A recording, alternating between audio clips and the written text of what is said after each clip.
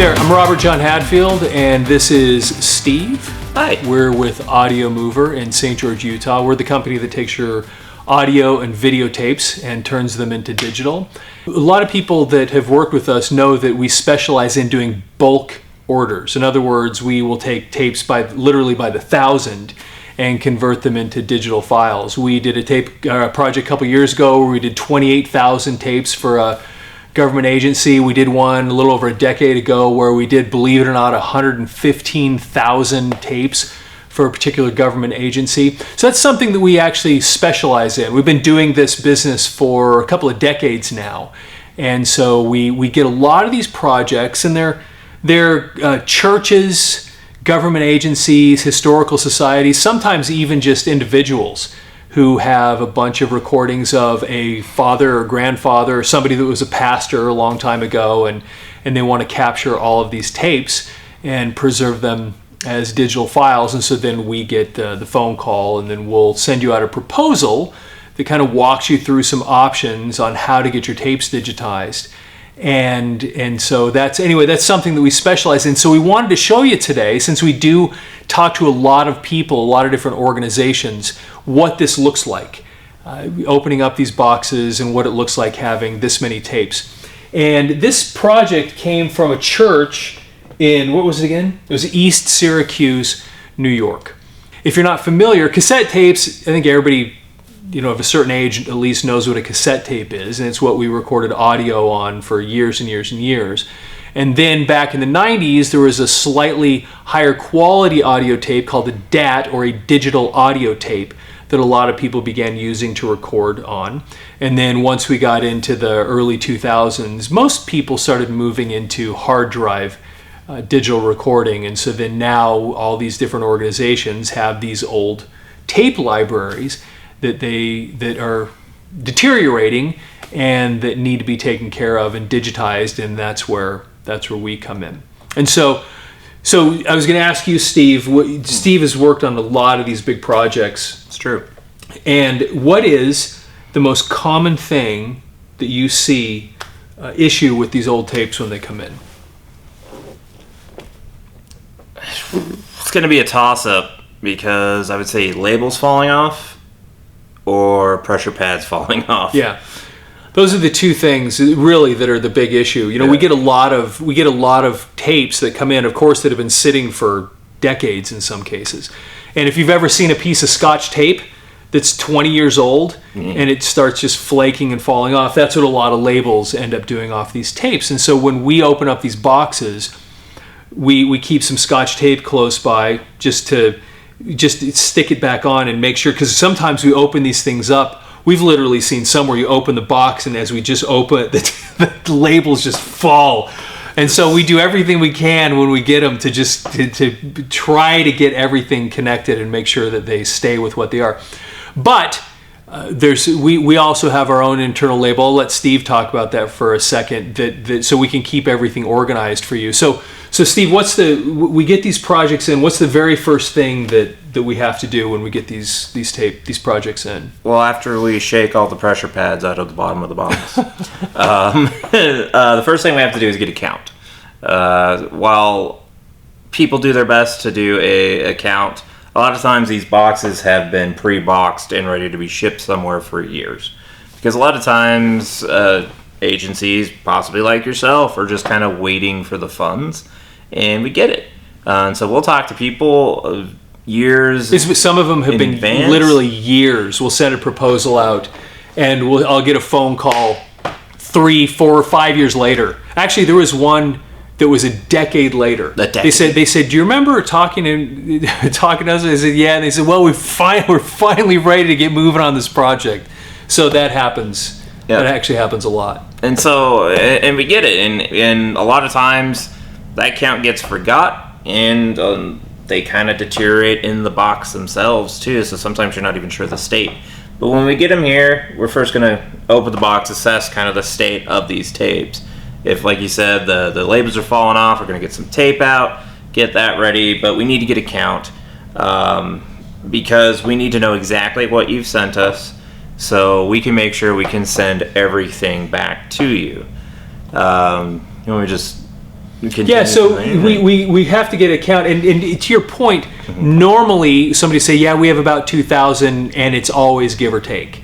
And then what we want to know is, when it arrives here, so we know exactly what the number of tapes was that you sent us, and then we generate our own. Actually, I can let you talk about that, how we generate a label that we put on them as well to track it. So that would be the big reason why we make sure exactly how many we need, because for every tape there's a label. So for every project will either have either a name or an internal code given to us by whoever is supplying the tapes, or if not, then we will usually name it either after their order number or their last name or the name of the organization, whatever it might be. And then we have our own internal code with that to keep track of every tape that comes in. And so if we have a count, we know exactly how many came in, so we need to know exactly how many needs to go back out. It also helps kind of keep all of the files in order, because if each tape has a little sticker on it, we're going to have each tape is going to have a file associated with that.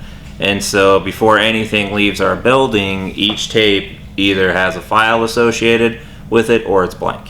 It's only one of the two, and it will not leave our building until that is the case. Yeah, and so we generate these files, and it's really important for us because we've been doing this now for 2 decades. And like I said, a lot of people know us specifically for there's a million people out there that work out of their basement that'll take your tape and do whatever.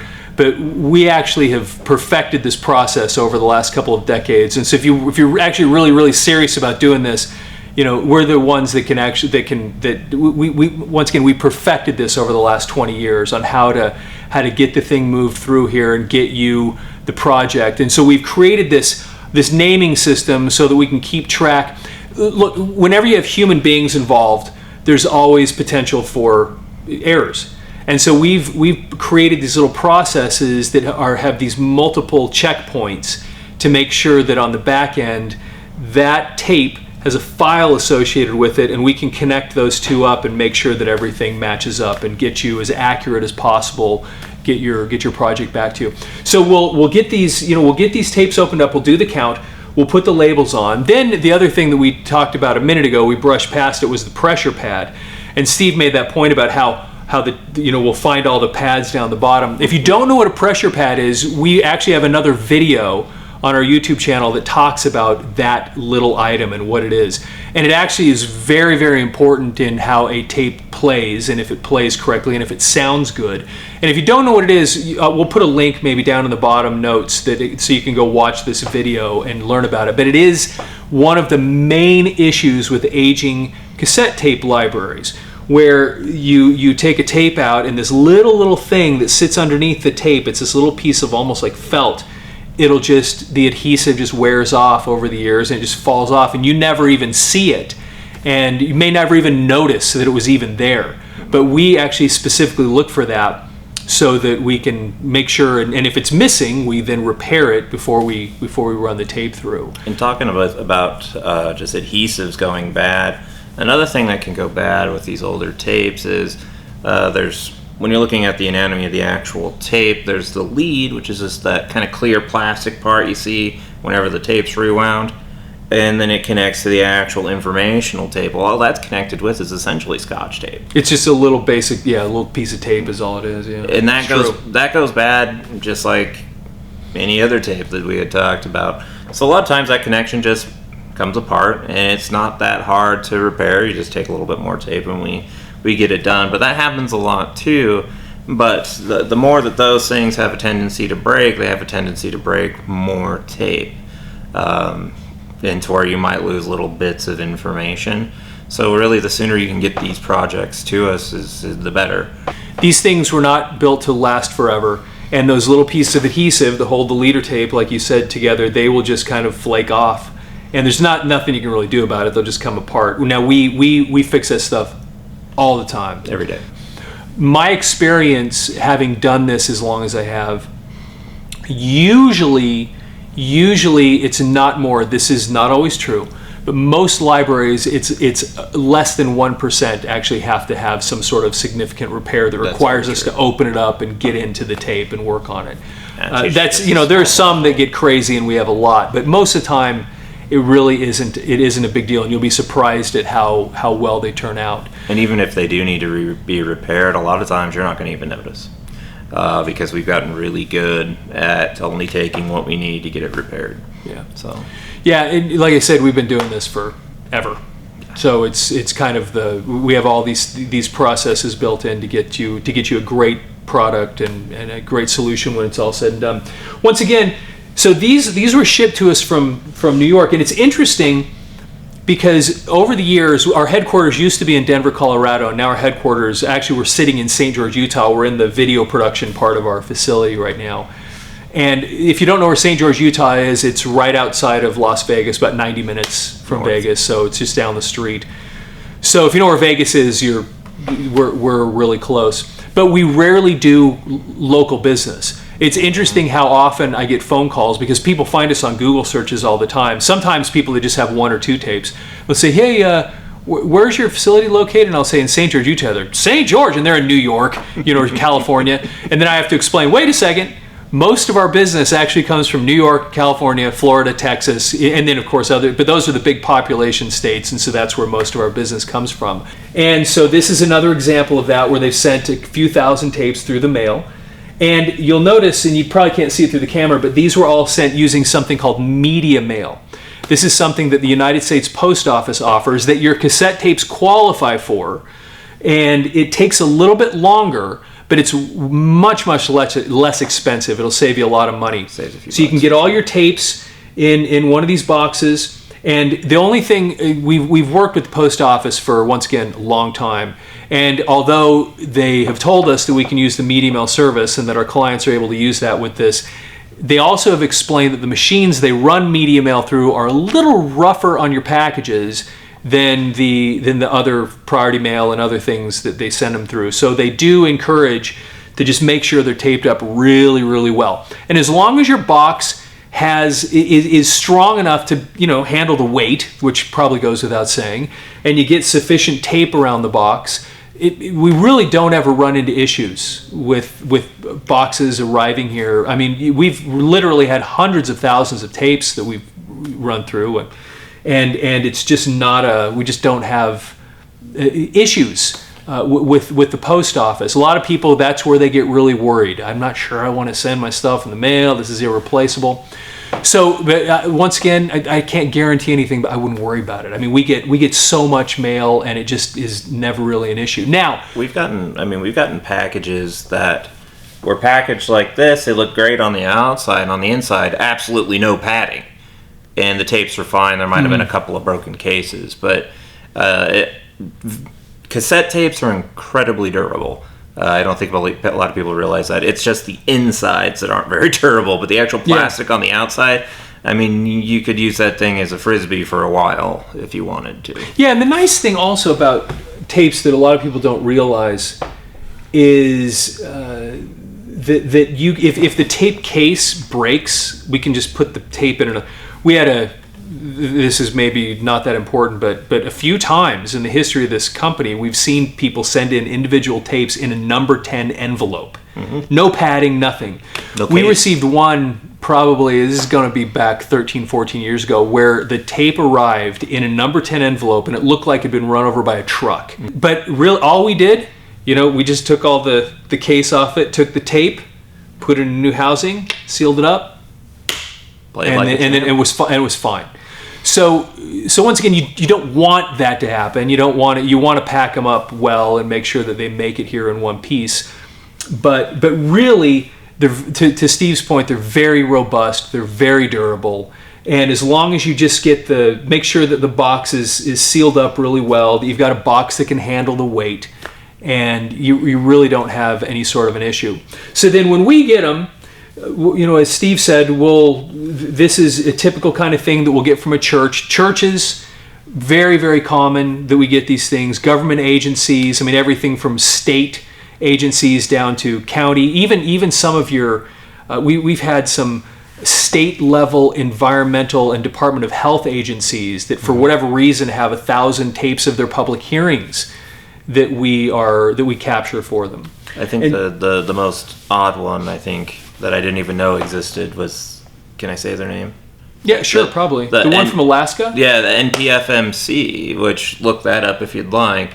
But it was the North Pacific Fishery Management Council. I think that's what it was, yeah. And I didn't even know that was a thing. It existed, and they had years of tapes back to the 70s, and before I was even born, and I'm old, so I was blown away by that. Yeah, and it's interesting because that's very typical, where there's these groups that have these things that I would have never even thought that it existed, let alone had archives of tapes. Mm-hmm. And so then what we get the phone call, because somebody that's probably some 23, 24-year-old, out of school recently or whatever, and they've got this job with this government agency, and they say, hey, can you go take care of these tapes? And then they go, what's a tape?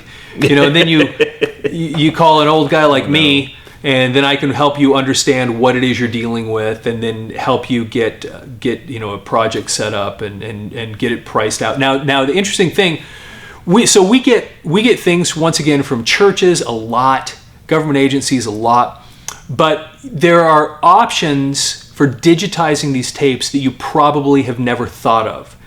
And so when you contact us, we actually will create a formal proposal that will outline different things that you can do, or different ways we can digitize it that can match your specific needs, from an audio standpoint, depending on what you're going to use it for on the back end. If it's just purely archiving, or if you're planning on distributing it in some way, putting it online, which some organizations do. And then the other thing is, getting back to what we were talking about earlier, labeling these things. We do have our own internal codes to keep track of it, but a lot of times different people that contact us have a naming convention that they need it to match. And if you don't, we can actually help you come up with a naming convention that works based on what you're looking for and how you're going to use it. But a lot of times organizations will have a code that they need, because then they're going to put it in a database. And so then they say, okay, each one of these tapes, we have a predetermined code. And then that code is a combination, either it's a code that they've created and they have spreadsheets that we then attach to the tapes, or it might be a code that's based on what's written on the tape. That's a combination of the year and the day and the type of hearing and the whatever. So anyway, there's a lot of different options that we can work with you there. Now, as far as the shipping goes, the other thing that people are often concerned about, once again, is putting something in the mail. We understand it's an issue. I kind of addressed that a minute ago, and we have a video also online about shipping and making sure that it arrives safely. But if there's a concern with chain of custody, which is an issue with some government agencies, we will, and we've done this numerous times, we can actually come to your facility and pick things up. So we just need to talk to you about that and get that worked into the price and in the project, so that we can do that thing, and where we'll come out there, we'll actually pick up the tapes, put them in a truck, and bring them back to our facility, so you have a very, very clean chain of custody before it arrives here in the studio. So then we go through the process of taking these tapes. We have banks of tape decks, and we have people that go through, and they do the entry of all the names and get everything, and we capture the tapes. And then when we're done with it, we will, depending on how we've worked it out with you, we'll put all the tapes, we can deliver them to you over the cloud, something like Dropbox, or anyway, there's a lot of different options that we can use there. Or other people will put it on a hard drive, send it back to you that way. And then the other question people ask is, am I going to get my tapes back? Well, if you want them back, yeah, we send them back to you. And most of the time people do.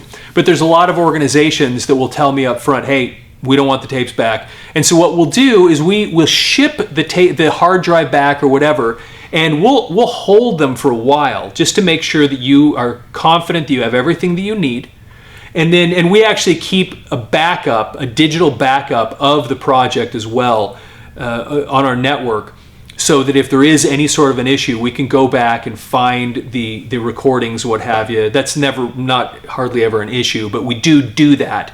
So in case there's anything that's lost or something, that we keep a backup here for quite a while, actually, on the big projects, just to make sure that you have what you need. And then if you don't want the tapes back, what we do is we actually have a way of recycling all the parts. And so what's going to happen, because like I mentioned a minute ago, the little pressure pads, those things, we have like hundreds of them here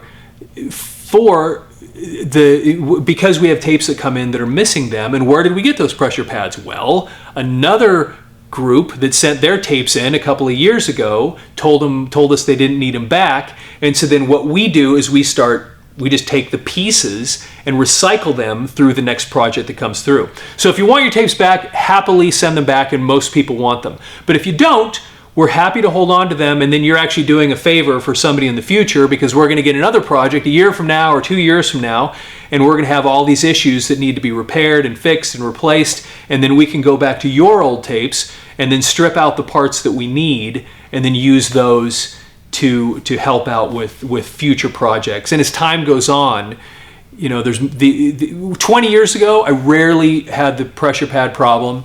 20 years ago when I started the company, we rarely had the tape, the leader and the tape, but we're seeing that more. And so, this is a couple decades later after we've been doing this for a long time, and this is getting more common. And so, once again, it really helps us, if you can, leave them with us. But like I said, once again, most people don't. And I'm just telling you, if you don't need them back, there is they go on to a better place. They'll actually get used, and somebody else will benefit from you leaving them behind. And so that's pretty much the story of what we do. And you'll get, once again, if you're one of these people that works for an organization or you're a church, the phone call that I've received, I can't tell you how many times, is, well, we were having a meeting and somebody brought up the fact that we have these shelves full of tapes in the back room. And so then we had somebody that volunteered to said that they could take them and digitize them. And then they started doing it, and 3 months later they had 5 tapes done or whatever, and they realized this was going to take them the rest of their life to finish the project. Or they'll tell us, and we bought this piece of equipment on Amazon where we could take the tape, and I'm sure they kind of work sort of fine. I've never used one, but they say, and they didn't quite work the way we expected it to. And so we're trying to figure out, what would this take for you guys to do the project for us? And then when I send back, I put a proposal together, and then I send them back the proposal, and they go, and it's so funny. Some of the people go, well, it's only going to take that long? Yeah, it's really only take. Wait a minute. Well, I talked to somebody else, and they said it was going to take a year. Well, it's because they don't specialize in this like we do. So we've got the processes put together and the staff that we can actually move these things through effectively and correctly and with quality and with speed. All those things together. And so we really, really specialize in this type of work. So if you're an organization that has this type of thing, whether you're a church, once again, or a historical society, or just an individual that has 1,000 tapes, we actually work with a lot of Buddhist organizations. I mean, you'd be amazed, all these different organizations. Well, if you're one of these people, you wouldn't be amazed because you have them. But there are so many different organizations across the country that have these libraries of tapes, and we're happy to help you and figure out the best solution for you to archive and preserve them, because they are deteriorating. They won't last forever, and you don't want to wait much longer to get these things sent in, and let us take care of this, save you the trouble, save you the time, and then we get it taken care of. We get it done right. We get it done really well. And then you don't have to think about it, and you just get the product back, and you get the peace of mind that it's been archived well and correctly, and that it's been put in the right hands. Now, what we're going to do, because most people have probably never seen anything like this, is we're going to get Tanner's here. Tanner, come on up here. Tanner is one of our awesome, grab that stool right there. One of the awesome people that works here at Audiomover. Tanner is a trombone player. We actually have a full production studio here, an audio recording studio. So we have some students from Dixie State you've been here though for a couple years. Mm-hmm. Tanner's been here for a long time. And so he's one of the awesome people that helps us get everything digitized. And so he's one of the people that'll work on the machines and get all the tapes run through. And so what we're gonna do is we're gonna have him now open up these boxes. You're gonna be able to see what that looks like when it's all out here.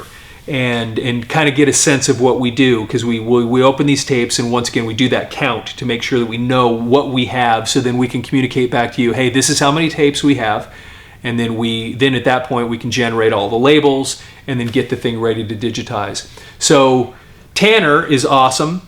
And how's school going anyway? It's great. Pretty. When are you going to graduate? Oof. Who knows? Can't put him on the spot. Who knows?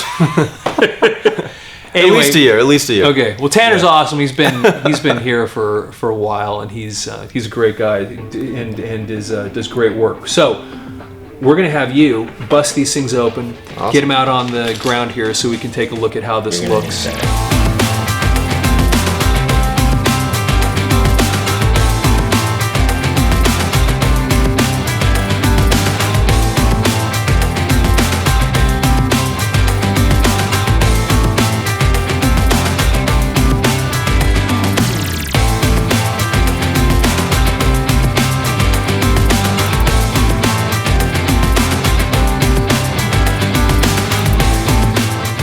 Okay, so Tanner got all the tapes out, put them out here on the floor, and the final count was 1,799 tapes. That's what it came out to be. 1,799. Yeah, and I contacted our client, actually sent an email, and just verified how many tapes that we had.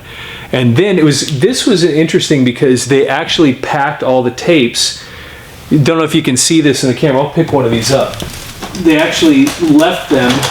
And some people do this, left them in these trays. It's not a bad idea. Actually, it keeps it a little more organized for us when we pull these things out, so we can keep them in order. That helps. With all the. Now it's interesting, if you were going through these, I was here with him last night as he finished that up, and was looking at how many of these tapes had, like we talked about previously, the labels coming off of them. Oh, yeah. And so I'm going to pick a couple up, and I'll show you. Actually, you can see one right here I think where the label is kind of, it had fallen off of the tape. Now, there's a couple different labels. In this case, it was a label that was put on the outside of the jewel case. And this is really common for these things to come off. Now, fortunately, these tapes are labeled on the inside too, so we can, as these came off, we can easily identify which one belongs with which. And we'll throw some, I don't think I have any. Do I have any Scotch tape out here with these? It was around. Oh, there's some.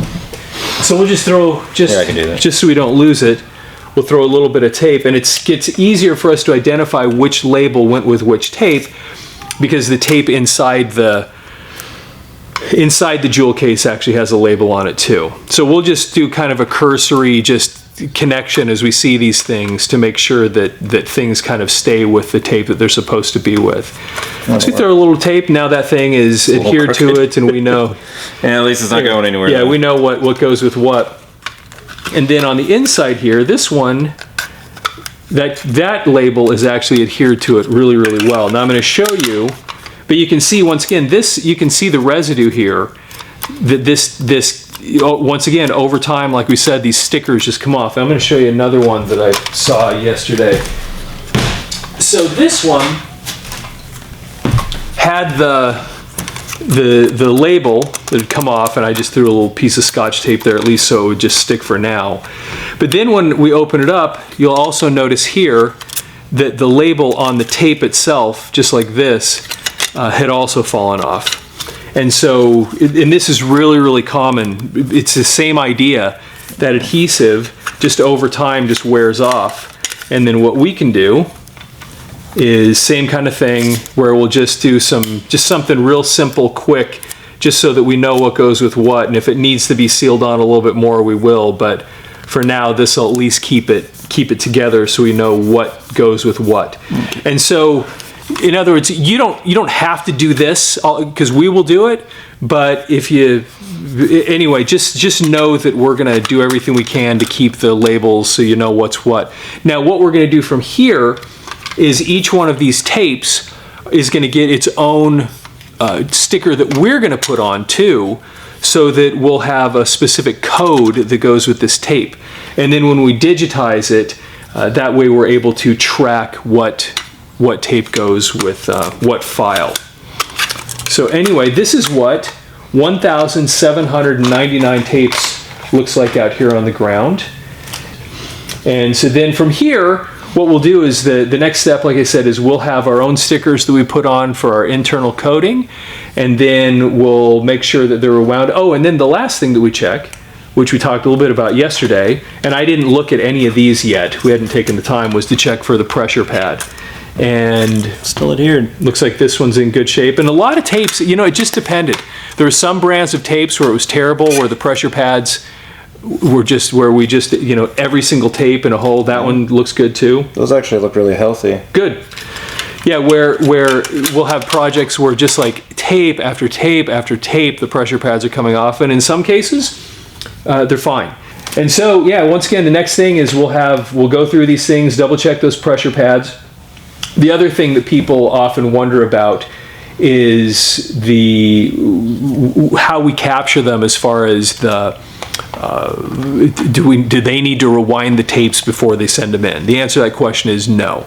And we'll double check the tapes and make sure that they're rewound to the beginning. And in some of the bigger projects, we'll actually have a person that just sits and just goes through them because they aren't rewound. And then we'll just sit there and just go through winding the tapes and making sure they're ready to play. The next question I get on the phone a lot is, well, you realize these tapes have two sides, right? Yes, we do. We've we work with tapes all the time, and so yes, we actually capture both sides of the tape, and that's part of just the way these things work. Is the way our system is, the entirety of both sides of the tape then gets captured. I was going to say this is probably the most organized I've ever seen something sent to us. A lot of times they do not end up this pretty, and we can still handle that, but this is going to make things a lot easier as far as organization goes. So it's true. And by the way, don't be embarrassed if your art as organized as this, because a lot of people don't have these trays. But you're exactly right. It actually, this made unboxing it and everything really easy and the count and everything, because the trays have a certain amount of tapes in them and what have you. But we've had a lot of people that just, it's kind of funny, some of the things we've had where it looks like people just threw every tape they had and everything else that was in the drawer in the box, and they were just digging through and finding the tape. So we've seen every extreme, and whatever you have, we can take care of it. And so the important thing here is, when you have this kind of a project, and we talked about this in the previous part of this video, just make sure that you have a box that's strong enough for the weight. Probably be able to wrap this up, well, it won't take more than a few weeks to go through the whole process. So here we get them digitized, and I think with this project we're digitizing, and then we're also going through what we call the processing phase, where we take the tape, and if you understand anything about cassette tapes, when you push play, there's silence for a few seconds because of the leader tape, and then there's audio, and then it gets to the end of the tape, and then there's leader tape at the end, so then you have to flip it over and you record the other side. So there's all these spots where there's silence, and whenever, I think these are church tapes, and so when it gets to the end of the sermon, then there's silence there. And then a lot of these churches want to make sure that they have a separate file for each sermon. And then so what we do after we capture them, after we digitize them, is we go through and we then clean it up. We put a basic hiss filter on, because most cassette tapes have a very slight hiss sound. And so we can knock that out, about 50 to 75% of that hiss sound. And then we'll normalize the audio, and then we trim out all those silent spots so you have a really nice file. And so that's the stage that we go through after we capture all the files. Then we have the naming stage, where you get everything named the way you want it for your particular project, and then we'll get everything back to you. But anyway, so this is getting ready to move into the digitizing phase. From there, it'll move into the processing phase, and then we'll do whatever naming has to be done and QC on the back end there. And then once the QC phase is ready, then we'll get everything ready to ship back out to the client. So whether you're a church, which I think where this came from, yep, or you're a government entity, which is really common, state agencies, county agencies, city agencies, there's so many different types of government agencies, including courts, yes, that we do cassette tapes for. That, or you're some historical society. We've done some projects for some really, really interesting groups before from a historical standpoint, and also universities, things like that, where we've got a process. Yeah, we've got a process to get to get all these things done for you and get you a nice archived version of all your stuff so you don't have to think about it anymore. So anyway, we put this video together because once again we get so many people on a regular basis contact us with these large libraries, and we will send you a formal quote if you want us to, going through what it'll what it'll cost and the different options that we have that you've probably never even thought of before for capturing something like this based on what your needs are. Yeah. So we have a nationwide number on the website. Feel free to give us a call and we'll kind of talk through what you have, and then we'll send you a formal proposal for your project, which will give you a bunch of options, and then we can get it worked out, get the thing shipped off to us, and we're happy to help out. So anyway, once again, we're at Audiomover, audiomover.com. Singular. And singular, yes, very important, audiomover.com. And we have a nationwide number, we have a studio line. Feel free to give us a call, or we have other contact options on there for texting or messaging or email. Get a hold of us and we're happy to help you out and get you started on your big project. And with that, thanks for watching, and we'll talk to you later.